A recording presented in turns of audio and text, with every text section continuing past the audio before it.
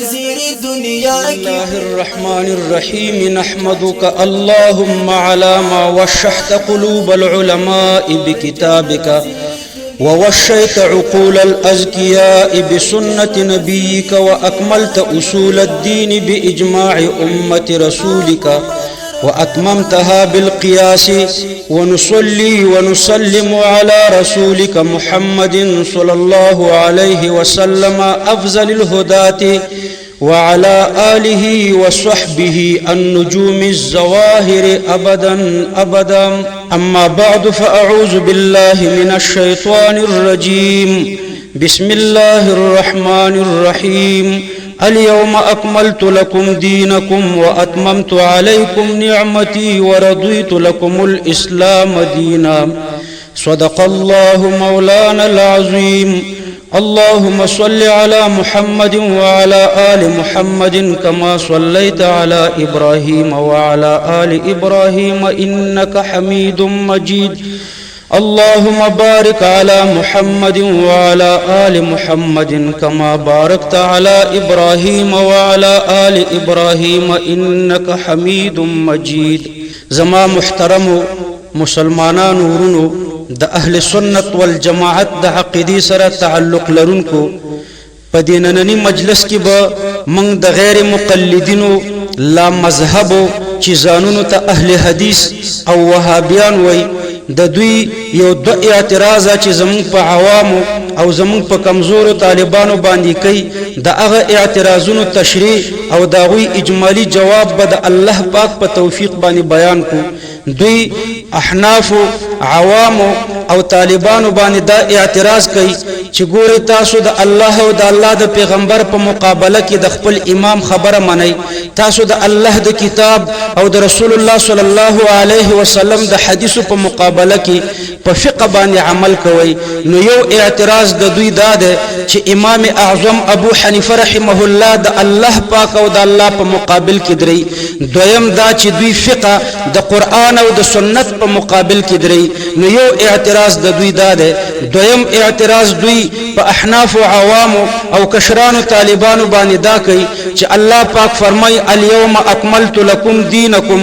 الله پاک فرمای اليوم اکملت لكم دینکم، نن ما مکمل کړو ستاسو د پاره دین ستاسو، واتممت علیکم نعمتي او ما خپل نعمت په تاسو باندې تمام کړو، ورضیت لكم الاسلام دینا او زه راضیم تاسو ته په اسلام باندې د جهت د دیننا. دا آیات کریمه د عرفات په میدان کې د حجۃ الوداع په کال باندې الله پاک پر رسول الله صلی الله علیه وسلم باندې نازل کړو او د دې آیات کریمه د نزول نورستا رسول الله صلی الله علیه وسلم یو څو ورځې بعد بیا د دې دنیا نه بلی دنیا ته رحلت وکړو. نو دا آیات کریمه دومره مهتم بشان آیات ده چې يهودو به مسلمانانو ته ویلي چې کچرته دا آیات کریمه په موږ باندې نازل شوې وي نو د دې آیات کریمه د نزول ورځ به موږ د ځان لپاره اختر ګرځولې وي. نو دوی وایي چې الله پاک فرمایي چې ما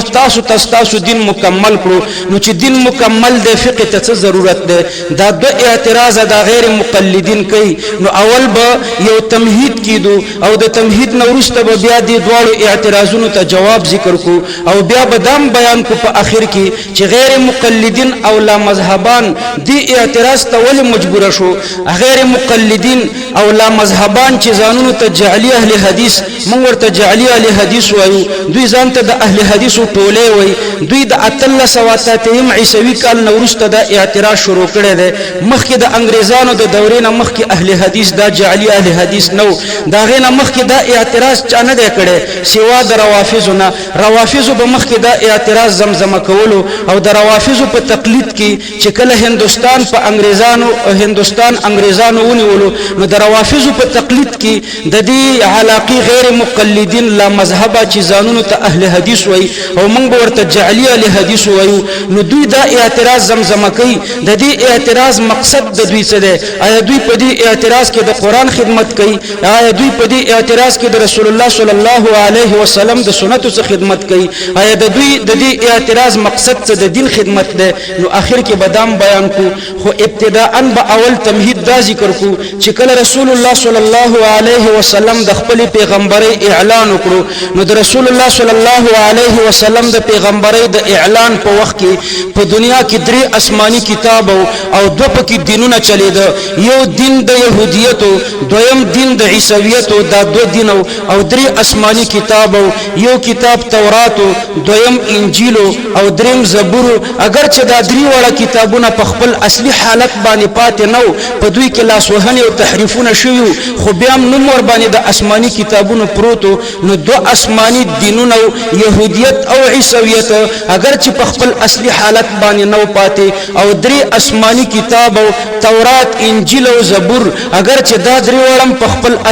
آسماني او اصلي حالت باندې نو پاتې په دې حالت کې رسول الله صلی الله علیه وسلم د پیغمبري اعلان کوي او ټول دنیا ته وایي چې انا خاتم النبیین لا نبی بعدی ترمذی جلد 2 صفحه 45 معجم کبیر طبرانی جز 9 صفحه 8 رسول الله صلی الله علیه وسلم ورته فرمایي چې زه اخیری پیغمبرم او زمانه ورسته بل پیغمبر ناراضي نو ګوره الله پاک قران کریم کې فرمایي لا نفرق بین احد منهم موږ د پیغمبرانو په مابین کې دا فرق نه راولو چې یو ته نبی وایو او بل ته غیر نبی وایو موږ وایو آدم علیه السلام نبی وو نبی دیو نبی بوي داغه ورسته نوح علیه السلام نبی وو نبی دیو نبی بوي عیسی علیه السلام نبی وو نبی دیو نبی بوي موسی علیه السلام نبی وو نبی دیو نبی بوي دا یو لک څلوري زره چې څومره پیغمبران کم او زیات تیر شوي دي دا ټول پیغمبران او انبیا دی او انبیا بوي لیکن د دنیا او د آخرت کامیابی نجات او فلاح دا یوازې د محمد رسول الله صلی الله علیه وسلم په دین باندې په عمل کولو کې دا د آدم علیه السلام په دین باندې په عمل کولو کې د دنیا او د آخرت کامیابی نشته د موسی علیه السلام په دین باندې په عمل کولو کې د دنیا او د آخرت کامیابی نشته د عیسی علیه السلام په دین باندې په عمل کولو کې د دنیا او د آخرت کامیابی نشته د رسول الله صلی الله علیه وسلم نه چې مخکې څومره پیغمبران تیر شوي دي د دې یو پیغمبر په دین باندې په عمل کولو کې د دنیا او د آخرت کامیابی نشته بلکې د دنیا او د آخرت کامیابی یوازې د محمد رسول الله صلی الله علیه وسلم په دین باندې په عمل کولو کې ده نو اوس يهوديان او عیسویان ما مخکې تاسو ته ویلې چې په ځمکه په سر نور دینونه ختم د رسول الله صلی الله علیه وسلم د پیغمبري د دعوی په وخت کې یوازې يهودیت او عیسویت پاتې نو يهوديان او عیسویان مسلمانانو ته دا ویل شي چې يهودیت هم آسماني دین دی او اسلام هم آسماني دین دی څنګه په يهودیت کې د دنیا او د آخرت کامیابی نشته او په اسلام کې د دنیا او د آخرت کامیابی ده عیسویان مسلمانانو ته دا ویل شي چې عیسویت دا آسماني دین دی څنګه په عیسویت کې د دنیا او د آخرت کامیابی نشته او اسلام چې تاسو ورته آسماني دین وایي په دې کې د دنیا او د آخرت کامیابی ده یا داسې چې يهود وایي زمون کتاب تورات هم آسماني کتاب دی څنګه په تورات باندې په عمل کولو کې د دنیا او د آخرت کامیابی نشته او په قران باندې چې مسلمانان ورته آسماني کتاب وایي په دې باندې په عمل کولو کې د دنیا او د آخرت کامیابی ده عیسویان داسې وایي چې ولی په انجیل باندې په عمل کولو کې د دنیا او د آخرت کامیابی نشته ځکه دام آسماني کتاب دی او قران چې مسلمانان ورته آسماني کتاب وایي په دې باندې د دنیا او د آخرت کامیابی ده په دې باندې په عمل کولو کې دنیا او آخرت د سړي کامیابیږي دا ولی په یو آسماني دین کې نشته او په بل آسماني دین کې شته په یو آسماني کتاب کې د دنیا او د آخرت کامیابی نشته او په بل آسماني کتاب باندې په عمل کولو کې د دنیا او د آخرت کامیابی شته نو مسلمانان دوی ته صرف دا جواب ورکړي چې ګورئ الله پاک انسان د عبادت لپاره پیدا کړی دی په قران کریم کې آیات کریمه دی الله پاک فرمایي وما خلقت الجن والانس الا ليعبدون الله پاک فرمایي دا پیریان او انسانان ما نه دي پیدا کړی مگر د دې لپاره می پیدا کړی چې دوی زما عبادت وکړي او عبادت دي ته وایي چې انسان خپل څلوري ذات زندگی د آسماني کتاب مطابق تیر کی د احکام د شریعت مطابق تیر کی نو اوس یو انسان غواړي چې خپل څلوري ذات زندگی د تورات مطابق تیر کی نو نشي تیرولای ځکه د انسان د څلوري ذات زندگی د مسائل حل په تورات کې نه ملاويږي که یو سړی دا اراده وکړي چې خپل څلوري ذات زندگی د انجیل مطابق تیر کی نو نشي تیرولای ځکه د انسان د څلوري ذات زندگی د مسائل حل د په انجیل کې نشته مسائل په لکونو کروڑونو دي او په انجیل او په تورات کې یوازې د اودس د مسائل حل نشته که یو سړی غواړي چې زه یوازې اودس د تورات یا د انجیل په طریقه وکم نه نشي کولای پاتې لا د اودس د مانځه مسائل د روژې مسائل د زکات مسائل د حج مسائل دارنګ د نکاح مسائل د معاملات نور معاملات بیع او شراء یمین او عتاق او طلاق دا په لکونو مسائل که یو سړی غواړي چې د تورات مطابق حل کړي نو نشي حل کولای ځکه په تورات کې یو څو مسائل دي نو ټول د دروغو قصې پکې پاتې دي او انجیل باندې که یو سړی غواړي نو نشي حل کولای ځکه انجیل کې ما درته مخکې خبره وکړه چې یوازې او دسم یو انسان د انجیل په طریقه باندې نشي کولای او که یو انسان وغواړي چې خپل څلوري ذات زندگی د قران مطابق تیر کی نو دای تیرولې شي د انسان د څلوري ذات زندگی د مسائل حل ټول په قران کې شته او تر قیامت چې څومره انسانان پیدا کیږي او د پیدا کېدو د سلسله روانه ده د دې ټولو انسانانو د ټولو مسائل حل دا په قران کې ملاويږي نو قران کامل او مکمل کتاب دی د انسان د زندګۍ د ټولو مسائل حل پکې ملاويږي او تورات او انجیل کامل او مکمل ندي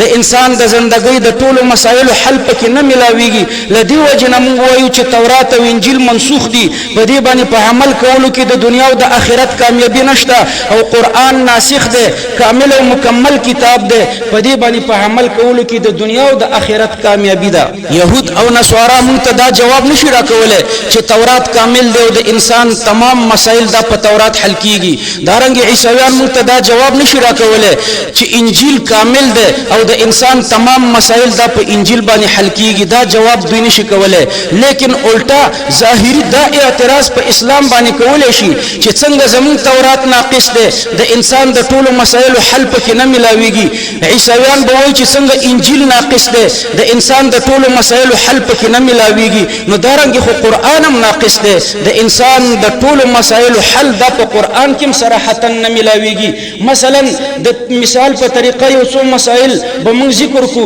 چې دا غوي صراحتا حل په قران کې نه ملاويږي مثلا د روژې په میاشت کې د یو سړی بیمار شو او ضرورت شو ډاکټر ورته انجکشن لګوي یا ورته سیرم لګوي نو په دې باندې د روژه ماتيږي او کنه ماتيږي د دې حل صراحتا په قران کې نه ملاويږي قران کې نه دا صراحتا لیکل شوی چې په پیچکارې په سیرم باندې روژه ماتيږي او نه پکې صراحتا دا لیکل شوی چې په دې باندې روژه نه ماتيږي نو دا د یو مسله شته او صراحتا حل په قران کې نه ملاويږي د صراحتا قید د دې خیال په خپل ذهن کې ساتي دویم مسله دا ده چې یو انسان د بدن وینه وچه شو یا اکسیډنټ کړو وینه ترنه لاړه یا په مرمۍ باندې ولګي د وینې ته ضرورت ده نو اوس د بل انسان وینه دی انسان ته د دې استعمال جایز ده کنه ده جایز په قران کې د دې حل صراحتا نه ملاويږي قران کې صراحتا داسې مدي لیکل شوی چې یو انسان وینه بل انسان ته ورکول جایز دي او نه دا پکې صراحتا لیکل شوی چې د یو انسان د وینې استعمال بل انسان ته ناجایز ده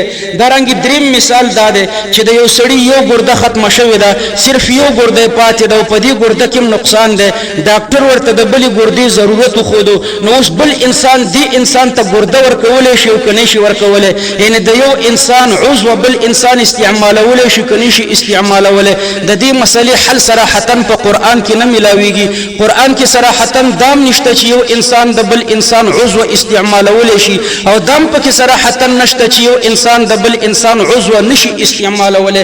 څلورم مثال دا دی چې د یو سړی سر گنجې د په سر باندې ویخته نشته ډاکټر ورته نسخه ولیکله چې د بل انسان ویخته زتا ته لګوم او دا به بالکل د اصلي حالت په شان باندې ویختي غټیږي او کمیږي به نو اوس د یو انسان دپاره د بل انسان د ویختو استعمال جایز دی او که نه دی جایز نو په قرآن کې صراحتا دا نه ملاویږي چې دا جایز دی او دام پکې نه ملاویږي چې دا ناجایز دی صراحتا قید په خیال کې ساتئ پنځم دا چې ګوره مونږ داسې وایو چې یو سړی دلته زمونږ په ملک کې اوسیږي او بل سړی او زنانه په خارج کې اوسیږي دا دواړه سره په ټلیفون باندې نکاح کوي آیا د دوی په ټلیفون باندې نکاح وتړلی شوه که ونه تړلی شوه قرآن کې صراحتا دام نشته چې د دوی په ټلیفون باندې نکاح وتړلی شوه صراحتا دا پکې نشته چې د دوی په ټلیفون باندې نکاح ونه تړلی شوه ځکه د ټلیفون ذکر صراحتا په قرآن کې نه دی راغلی یا داسې مثال مونږ وایو چې مثلا یو سړی سجده د تلاوت په خوله باندې تلاوت کی په مجلس کې چې څومره خلک ناست دي په دې ټولو باندې سجده د تلاوت واجب شوه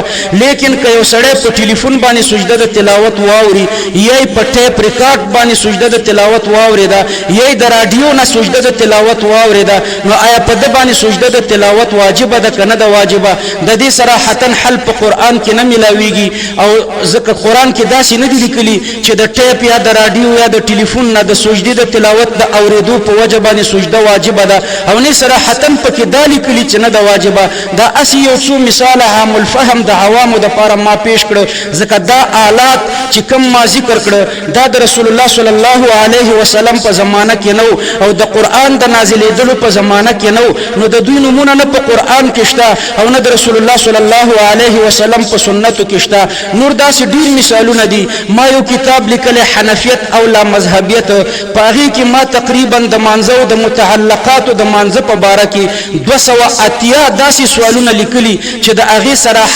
صراحتا قید په خیال کې ساتئ چې صراحتا حل په قرآن کې نه ملاویږي نو یهود او نصاراو ته موږ دا وایو یهودو ته وایو چې ستاسو تورات ناقص دی د انسان د ټولو مسایلو حل پکې نشته هغوی موږ ته دا وایي چې ستاسو قرآن هم ناقص دی ځکه صراحتا د ټولو مسایلو حل لکه چې په تورات کې نشته نو خو په قرآن کې نشته لکه دا یو څو مثاله درته ما پیش کړه دارنګې موږ عیسویانو ته وایو چې ستاسو انجیل ناقص دی د انسان د ټولو مسایلو حل په انجیل کې نه ملاویږي عیسویان موږ ته دا ویلی شي چې یاره انجیل ناقص دی نو خو ستاسو قرآن هم ناقص دی ځکه د انسان د تمامو مسایلو حل لکه چې په انجیل کې نشته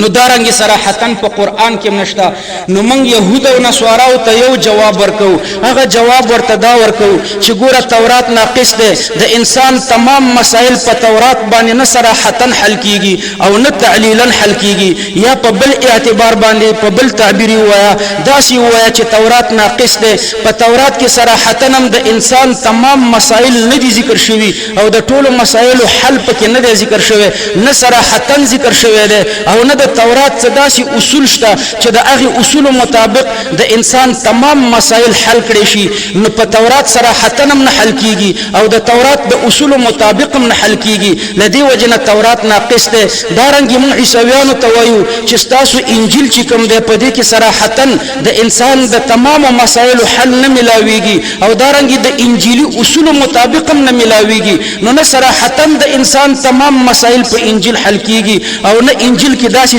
اصول شته چې د هغې اصولو مطابق د انسان د زندګۍ تمام مسایل حل شي او قرآن کامل او مکمل کتاب دی ځکه که د دې تمامو مسایلو حل دا په قرآن کې صراحتا نه ملاویږي خو قرآن کریم کې الله پاک یو څو اصول ذکر کړي دي د هغې اصولو مطابق د انسان د زندګۍ تمام مسایل تر قیامته پورې حل کیږي هغه اصول کم یو دي الله پاک هغه اصول صراحتا ذکر کوي اول اصل کتاب الله دی دا په قرآن کې ذکر شوی دویم قرآنی اصل سنت رسول الله دی دریم قرآنی اصل اجماع ده او څلورم قرآنی اصل قیاس ده دا څلور قرآنی اصول دي نو که په قرآن کې د انسان د زندګۍ د تمامو مسایلو حل صراحتا نه ملاویږي لیکن د قرآنی اصولو مطابق د انسان د زندګۍ د تمامو مسایلو حل ملاویږي دا قرآنی اصول الله پاک ذکر کوي اول اصل کتاب الله په سورۃ اعراف کې الله پاک ذکر کوي په ډیرو ځایانو کې ذکر شوی دی لیکن موږ به د سورۃ اعراف نه بیان کو په طریقې د مثال الله پاک فرمای اتبعوا ما انزل الیکم من ربکم انسانانو تاسو تابع شئ د هغه قرآن انزل الیکم چې نازل کړی شوی دی تاسو ته من ربکم د جانب د رب تاسو نه دا یو قرآنی اصل دی چې کتاب الله مونږ ورته وایو دویم قرآنی اصل هغه په سورۃ آل عمران کې الله پاک داسې ذکر کوي قل ان کنتم تحبون الله فاتبعوني يحببكم الله ته ورته وایه اے انسانانو کچرته تاسو محبت کوئ د الله پاک سره نو زما اتباع کوي الله پاک بس تاسو سره محبت وکي دا دویم قرآنی اصل دی چې د دې نمون تعبیر په سنت رسول الله صلی الله علیه وسلم باندې کو او دریم قرآنی اصل الله پاک ذکر کوي الله پاک فرمایي ومن يشاقق الرسول من بعد ما تبين له الهدى ويتبع غير سبيل المؤمنين نوله ما تولى ونصله جهنم وساءت مصيرا الله پاک فرمایي ومن يشاقق الرسول څوک چې مخالفت کوي د الله د پیغمبر یعنی څوک چې د الله د پیغمبر خبره نه مني من بعد ما تبين له الهدى ورسته دا غینه چې د لپاره هدایت ظاهر شو ويتبع غير سبيل المؤمنين او دا تابع کیږي غیر د لارې د مؤمنانو نه یعنی په کومه مسأله چې د مسلمانانو اتفاق ده په کومه مسأله چې ټول مسلمانان په اجماع باندې راټول شوي دي نو د مسلمانانو د لارې نه په بل لار باندې ځي الله پاک فرمایي زه به دته دوه سزاګانې ورکم یو سزا په دنیا کې د چنوله ما تولا یعنی زه به دنه توفیق د هدایت واخلم او دویمه سزا په آخرت کې ده چې ونصله جهنم دا سړی به جهنم ته داخل کم چې د اجماع نه منکر ده نو ګوره دریم قرآنی اصل اجماع شو او څلورم قرآنی اصل چې ده هغه قیاس ده الله پاک فرمایي واتبع سبیل من اناب الی تابعشه اے مکلف انسانا سبیل او مذهب یو شی ده دواړه اجتهادي رائے ته وي اجتهادي لارې ته وي مذهب او سبیل لفظین مترادفین دي نو واتبع تابعشه اے مکلفه سبیل من اناب الی د مذهب د مجتهد د من اناب الی اولین مصداق مجتهد ده ځکه مجتهد الله ته رجوع کړي ده په غیر منصوص مسألو کې د رجوع کوي منصوص طرف ته غیر منصوص مسلې حکم د منصوص نه را اخلي نو د الله او د الله د پیغمبر طرف ته رجوع کوي نو د من اناب الی اولین مصداق مجتهد ده نو د دې آیات د ترجمه خلاصه دا شو چې د مذهب د مجتهد تابع شه نو ګوره دا څلورم قرآنی اصل دی چې دا قیاس ده دا رنګ الله پاک فرمایي فاعتبروا یا اولی الابصار په دې کې دا څلورم قرآنی اصل ذکر کوي چې هغه قیاس ده نو به هر تقدیر ما درته دا ویلې چې قرآنی اصول دا څلور دي کتاب الله سنت رسول الله اجماع الامه او قیاس دا څلور اصول لکه چې په قرآن کې ذکر شوی دي نو همدارنګه دا څلور اصول د رسول الله صلی الله علیه وسلم په حدیث کې ذکر شوی دي په ترمذی جلد اول صفحه 240 دارنګ ابو داود جلد 2 صفحه 109 دارنګ مسند امام احمد ابن حنبل جلد 15 صفحه 202 او 208 دارنګ په نورو کتبو د حدیثو کې د حضرت معاذ ابن جبل رضی الله تعالی عنه روایت موجود ده حضرت معاذ ابن جبل رضی الله تعالی عنه رسول الله صلی الله علیه وسلم د یمن طرف تلیږي او بیا په لار کې ورسره روزي ورته فرمایي چې بما تقضي یا معاذ اے حضرت معاذ چې کله یمن تلاړ شي التتا د یو مسئله د حل ضرورت راغی نو تب دا مسئله د کم ځای نه حل کوي حضرت معاذ رضی الله تعالی عنه ورته فرمایي چې بکتاب الله زب اول مسئله د الله په کتاب حل کوم رسول الله صلی الله علیه وسلم ورته فرمایي چې فإن لم تجد کدا الله په کتاب کې د دې مسئله حل صراحتا پیدا نکړو نو بیا حضرت معاذ رضی الله عنه ورته فرمایي چې بیا به زدا مسئله بسنت رسول الله د رسول الله صلی الله علیه وسلم د سنت مطابق حل کوم رسول الله صلی الله علیه وسلم ورته فرمایي چې فإن لم تجد کدا دې مسئله حل دي صراحتا د رسول الله صلی الله علیه وسلم په سنتو کې پیدا نکړو نو حضرت معاذ ابن جبل رضی الله عنه ورته فرمایي اجتهد برأيي زب بیا قیاس او اجتهاد کوم په خپل رائے به اجتهاد کوم نو ګوره دا درې اصول ذکر شو په دې درې اصولو کې رسول الله صلی الله علیه وسلم دومره خوشاله شو چې داسې کلمات ویلي الحمدلله الذي وفق رسول الله بما يرضى به رسوله حمد کامله هغه الله لره ده چې د پیغمبر استازي ته د هغه جواب توفیق ورکړو په کوم جواب باندې چې د الله پیغمبر صلی الله علیه وسلم خوشاليږي نو رسول الله صلی الله علیه وسلم د خوشالۍ اظهار وکړو نو د حضرت معاذ رضی الله عنه په حدیث کې دا درې نبوي اصول ذکر شو یو کتاب الله دویم سنت رسول الله او دریم قیاس او دا اجماع چې د متعدد احادیثو کې ذکر شوی دا حضرت عبد الله ابن عمر رضی الله عنه فرمایي چې رسول الله صلی الله علیه وسلم اعلان فرمایلو چې ان الله لا يجمع امه محمد على الضلاله ترمذی جلد 2 صفحه 9 یعنی الله پاک د محمد صلی الله علیه وسلم امت په گمراهی باندې نه راجمع کوي ګورئ د محمد صلی الله علیه وسلم امتونه دوی یو امت د اجابت ده امت د اجابت دغه مؤمنان دي چې په محمد صلی الله علیه وسلم ایمان راوړی ده بل امت الدعوت ده امت الدعوت ټول دنیا ده ان الله لا يجمع امه محمد کی دا الفاظ په دې باندې دلالت کوي چې د دین امت د اجابت مراد ده امت د دعوت نه مراد ځکه امت د دعوت کې گمراهان ډیر دي او دې حدیث کې راغلی چې الله پاک د محمد صلی الله علیه وسلم امت دا په گمراهی باندې نه راجمع کوي نو امت د دعا امت د اجابت مراد ده چې دا مؤمنان دي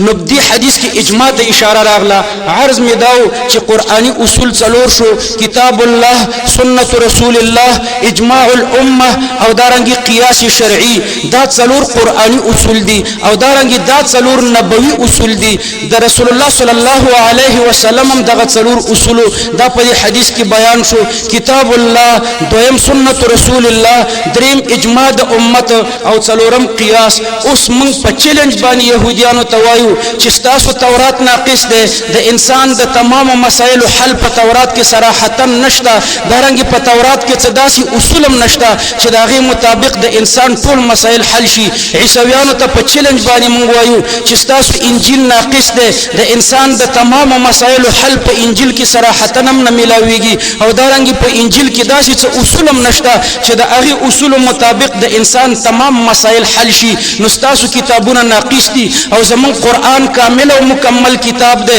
زمون قرآن کې کده انسان د تمام مسائل حل صراحتا نه ملاويږي لیکن څلور قرآنی اصول دي همدارنګه د دې په تشریح کې دا څلور نبوي اصول رسول الله صلی الله علیه وسلم هم بیان کړ نو کده انسان د تمام مسائل حل صراحتا په قرآن کې نه ملاويږي لیکن د قرآنی اصول مطابق د انسان د تمام مسائل حل دا په قرآن باندې کیږي اول اصل کتاب الله ده دویم اصل سنت رسول الله ده دریم اجماع د امت ده او څلورم قیاس ده اوس هر مسله چې تر قیامت پورې انسان ته پیدا کیږي د دې قرآنی اصول مطابق بدا حل کیږي نو عرض می داو چې موږ يهود او نصاراو ته په دې قرآنی اصول باندې جواب ورته ورکو نو قرآن نه مسائل ثابت شوي دي د سنت نه مسائل ثابت شوي دي د اجماع نه مسائل ثابت شوي دي او د قیاس نه مسائل ثابت شوي دي د قرآن نه چې کوم مسائل ثابت شوي دي دا دین ده د سنت نه چې کوم مسائل ثابت شوي دي دا دین ده د اجماع نه چې کوم مسائل ثابت شوي دي دا دین ده